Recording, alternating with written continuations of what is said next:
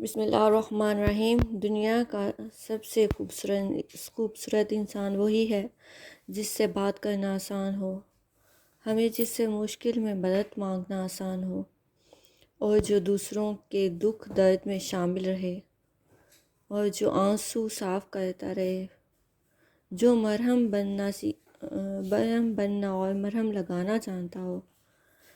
اگر آپ ایسے انسان ہیں تو یقین اللہ نے آپ کو بہت بہت بہت سب سے خاص بنایا ہے۔ آج ہم 11ویں روزے کے وظائف بتائیں گے۔ 11ویں روزے کو تہجد نماز کے بعد ہم 100 مرتبہ پڑھیں گے سبحان اللہ و بحمدہ، سبحان اللہ العظیم و بحمدہ، استغفر اللہ، اور سورۃ یاسین پڑھیں گے 1 مرتبہ، سورۃ رحمان پڑھیں گے۔ بعد نماز فجر سورۃ فاتحہ اتنی پڑھیں گے، اتنی تعداد جتنی آپ کی عمر ہے اس تعداد میں سورۃ فاتحہ پڑھیں گے۔ بعد نماز ظہر سورۃ فتح پڑھیں گے 1 مرتبہ، اور بعد نماز عصر آیت الکرسی پڑھیں گے 17 مرتبہ، اور ساتھ پڑھیں گے حسبنا اللہ و نعم الوکیل، نعم المولا و نعم النصیر، یہ ہم پڑھیں گے 450 مرتبہ۔